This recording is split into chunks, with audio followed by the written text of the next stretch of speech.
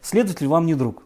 Да. Следователь, прежде всего, это человек, который работает на статистику. Цели помочь человеку, цели разобраться, ни у кого, к сожалению, нету. У нас государственные органы зачастую работают от лоха.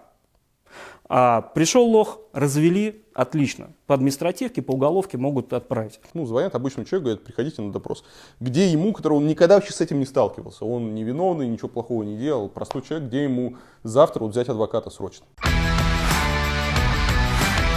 Сергей Бадамшин, действительно очень крутой адвокат и скромный и крутой, который занимался многими уголовными делами и помог многим людям остаться на свободе, особенно по политическим делам. Возможно, если вы интересуетесь политикой, вы его знаете. И вчера на этом самом месте сидел Федор Овчинников, вы видели, возможно, его интервью, это основатель Додо Пиццы, который сейчас пока проходит свидетелем по уголовному делу.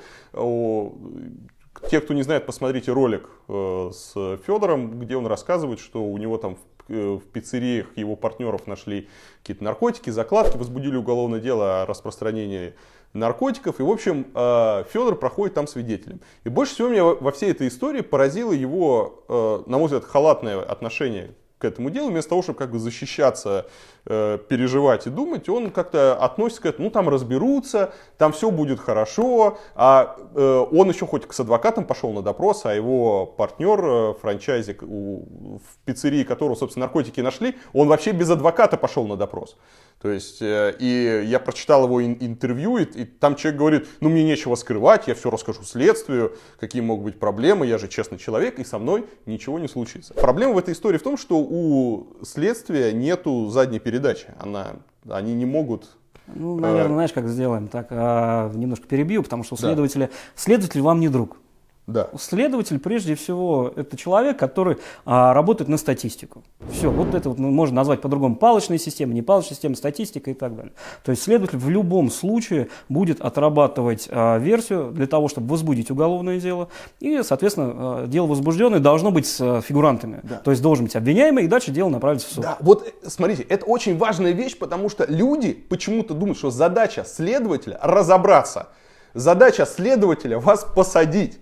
Результат его работы — это чтобы вы сели в тюрьму. У него нет задачи разобраться. Ты видел следователя, у кого было желание разобраться? Есть две категории следователей. Следователи, которые не хотят вообще ничего не делать. И следователи по тем уголовным делам, которые уже возбуждены, им нужен кто-то для того, чтобы, соответственно, привязать его к этому делу. Поэтому, когда уже возбуждено уголовное дело и вас приглашают в качестве свидетеля, то, пожалуйста, вы же не ходите к стоматологу, которого без стоматолога, сами себе зубы не лечите. Сами машину свою уже перестали чинить, потому что машины стали намного технологичнее и сложнее. Самолет вы тоже сами не водите, поэтому сами, если у вас вызывает участковый, следователь, либо прокуратура к себе для беседы, так называемой, то вот на эту беседу возьмите с собой профессионала, возьмите с собой адвоката. Адвоката найдите через знакомых, можно найти по отзывам, можно найти через социальные сети. То есть возьмите с собой адвоката для того, чтобы он вас вовремя мог остановить, проконсультировать, какие-то вопросы снять. И, честно говоря, просто знаю, как общаются следователи без адвоката и с присутствием адвоката. Следователь не будет задавать тех провокационных вопросов, не будет давить лишний раз, какие-то делать незаконные действия в присутствии адвоката. Да, будет определенное давление чисто профессиональное, но это не значит, что будет совершаться в отношении вас нарушение прав на грани уже самого преступления со стороны должностного лица. Поэтому всегда нужно ходить, именно посещать все эти мероприятия только с адвокатом. Ничего страшного нет в этом. Человек, который приходит с адвокатом, некоторые думают, почему я приду с адвокатом, следователь подумает, не есть что скрывать. Нет, следователь подумает, что если человек пришел с адвокатом, этого человека просто так не залошить. Извините за выражение. У нас государственные органы зачастую работают от лоха. Пришел лох, развели, отлично. По административке, по уголовке могут отправить. К сожалению, это очень частая ситуация, и прежде всего, опять же говорю, обусловлена статистикой. Любой государственный орган, любой чиновник отчитывается чем? Статистикой, количеством дел, количеством административных дел, количеством уголовных дел, каких-то надзорных, проверяющих и так далее. Люди неподготовленные слушают вот эту вот сказку, которую ему рассказывает это должностное лицо, верят в нее и соглашаются с этой позицией, соответственно, ухудшают себе положение. Если люди приходят уже подготовлены, уже проконсультировавшись с адвокатом, либо с адвокатом, то, как правило, последствия намного, скажем так, мягче как минимум, либо, соответственно, обходится вообще без последствий. Поэтому единственное, что, конечно же, при любых моментах, при любых обстоятельствах лишний раз посоветоваться. Ты знаешь следователей, у кого, кто разбирался, у тебя было в практике, когда вот человек такой вот приходит, невиновный, да, человек вот вызывает его свидетелем или еще что-то, он приходит без адвоката, безо всего, и следователь разбирался, говорит: слушайте, вы знаете, действительно, мы ошиблись, спасибо, что зашли, спасибо, что рассказали, до свидания, вот вам компенсация. Был такой случай. Был? Был. Один единственный, один редкий случай, сейчас вот так вот просто вспомнить, может быть, еще где-то в подкорке памяти такая ситуация была, но это дело Светланы Давыдовой, где мы с Иваном Павловым работали, когда следователям сначала мы заявили ходатайство об измене меры пресечения, сначала он говорил, что ничего этого не будет, потом через некоторое время позвонил, сказал, что да, они приняли подобное решение, опять же, вот я говорю просто про адвоката, и потом уже дело прекратили. Следователь недвусмысленно намекал на то, что ему соответствующее указание дало руководство.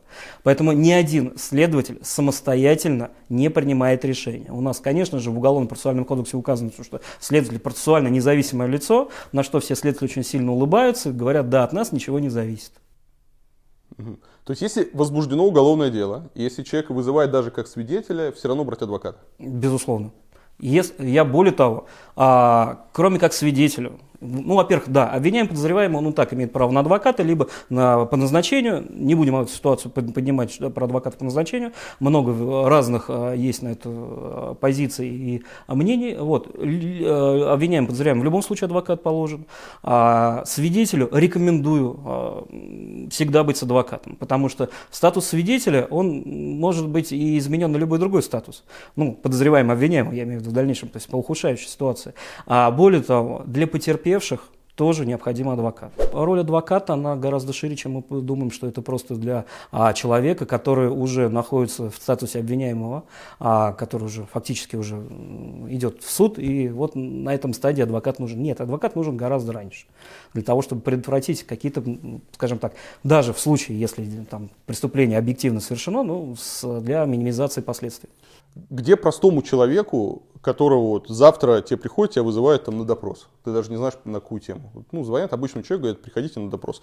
Где ему, которого он никогда вообще с этим не сталкивался, он невиновный, ничего плохого не делал, простой человек, где ему завтра взять адвоката срочно? Если человек вообще находится в вакууме и вдруг ему нужен, соответственно, это да, социальные сети, нужно просматривать отзывы о работе адвоката, это в том числе упоминаемость средств массовой информации определенной по категории дел, и звонить, уже смотреть, где находится он, там все контакты, как правило, всех адвокатов есть. Если это можно отнести дело к каким-то правозащитным мотивам, то есть можно обращаться к той же самой, как говорю, «Открытой России», которую я представляю, и в УВД-инфо, то есть это по задержанным, которые работают. То есть куча есть правозащитных организаций, которые могут предоставить адвоката, защитника в случае преследования уголовного.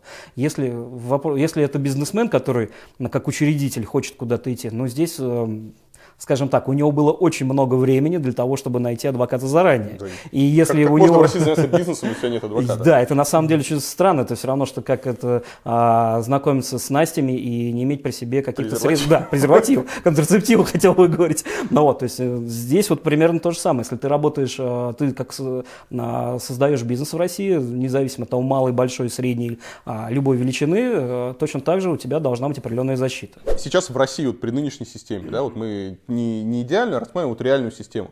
Успех следователя в чем? Успех следователя исключительно в одном, как я говорил уже дважды, это статистика. Его цель тебя посадить. Цель у следователя возбудить уголовное дело. Да, довести дело до суда. Довести его до суда, да. И спокойно скинув судье это дело. Суд разберется. Вот эта формулировка первая, следователь разберется, она как раз наталкивается на следовательскую, скажем так, на формулировку, которая от следователя исходит. Суд разберется. Какой процент оправдательных приговоров сейчас по уголовным делам? Даже говорить не хочу, там 0,0 какой-то, и при Сталине было выше. Вот это, кстати... То есть, если следователь на стадии следствия не разобрался, то суд вообще разбираться не будет. А задача следователя — довести дело до суда. Да. Цели помочь человеку, цели него разобраться, ни у кого, к сожалению, нету. Вот, и это, я вот Феде вчера говорю, что ты же бизнесмен, да, хорошо, ты веришь цифрам, вот ты открываешь пиццерию, и у тебя там ты заказываешь исследование, успех пиццерии в этом месте 0,05%. Ты будешь открывать пиццерию? Ну, говорит, конечно, нет, я ж не дурак, да, зачем открывать пиццерию, где шанс на успех, он просто минимален. Вот. Но при этом человек доверяет следствию, что следствие разберется, надеется на честный суд, хотя есть объективная статистика, это не то, что там кто-то придумал, да, что процент оправдательных приговоров в суде меньше 1%. Ну, суды говорят, это хорошая работа следователей. Да, хорошая работа следователей, у которых цель довести дело до суда. С помощью публичности, я не знаю, к чему это приведет, но с помощью публичности здравый смысл победит. То есть везде есть здравые люди, которые понимают, что, значит, если ты, опять же, платишь все налоги, если ты честно ведешь бизнес, то ну, там, душить тебя, там, как бы что-то фабриковать, но это просто за гранью добра и зла. Я верю, что во всех людях светлая сторона всегда есть. Есть в Конституции... 51 статья. Да, есть в Конституции закрепленное право молчать. То есть 51 статья Конституции. Не свидетельствовать против себя своих этих родственников. Абсолютно верно. То есть это в том числе эта статья перекочевала в Уголовно-процессуальный кодекс о том, что каждый имеет право тоже молчать, не свидетельствовать против самого себя. И обращаю внимание, что 51 статью нужно выбирать до того момента, пока придет ваш адвокат. 51 это не свидетельствовать против себя. То есть единственное, что вы можете показать свой паспорт, назвать свою фамилию, имя, место жительства. И все. Все остальное, любые вопросы о материальном состоянии. Да, самый главный вопрос, который кажутся людям безобидными. Обычные безобидные вопросы. Потому что как это происходит? Вот вчера там Федя рассказывал. Вы арендуете это помещение? Нет, арендуем. Говорит, а кто у вас ответственный? А кто за ответственность за закладки? Нет, его спрашивают, вы имеете отношение там, к этой пиццерии? Он говорит, нет, не имею, юридически это вообще никакого отношения. Говорит, ну подождите, ну оно же называется Додо Пицца. Он говорит, ну Додо Пицца. А название Додо Пицца вы придумали? Ну, я придумал. Ну, то есть, как бы, ну, хоть какое-то отношение вы же к ней имеете? Не, ну, название. То есть, имеете хоть какое-то. Да, я имею там под названием это. Что пишет, что пойдет на суд? Что отношение имеет, а все остальные показания он дал, чтобы запутать, там, сбить с толку следствие. Ну, более того, нужно смотреть, что пишет следователь. Потому что следователи и оперативные сотрудники, которые вас могут опрашивать в порядке доследственной проверки, они могут писать вроде те же самые слова, но как-то по-своему. Да.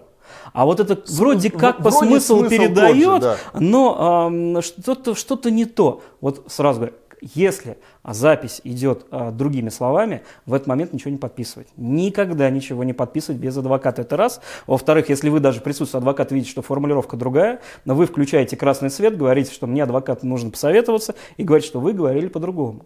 Вот, потому что формулировки вроде как похожие, они имеют абсолютно разные юридические последствия. Обращаю внимание на том, что при допросах 51 статья, то есть не отвечать, не свидетельствовать против самого себя и круга близких родственников. Ответ нет, не знаю, не помню. Это 4 разных позиции. Поэтому здесь уже мы можем отдельно это уже разговаривать, как проконсультирую, что это все за собой значит. То есть, ну, соответственно, не помню, это сейчас человек не помнит, но допускает, что такие события могли быть. Нет, это отрицает. А 51 статья, человек просто не свидетельствует. Соответственно, не опровергает, но тем не менее не дает каких-либо показаний там, против себя и в отношении других лиц. Поэтому вот все эти позиции нужно вырабатывать и разрабатывать только с адвокатом. Потому что только опыт и грамотность вашего советника может помочь в этой ситуации. Так, давайте распишем, почему вам никогда не нужно говорить с полицией. Назову 10 причин. Ну ладно, на 10 нет времени, назову 8. Первое. Вообще-то ее должно уже хватить. Несмотря на то, что вам могло бы инстинктивно и интуитивно показаться, это никак не поможет. Никак. Многие думают, что это может помочь, но они всегда не правы. Вы никогда не отговоритесь от ареста. Все, что вы говорите полиции, даже то, что носит оправдательный характер, не может быть использовано, чтобы помочь вам в суде. Все, что вы скажете полиции, может и будет использовано против вас, но не может быть использовано в вашу пользу.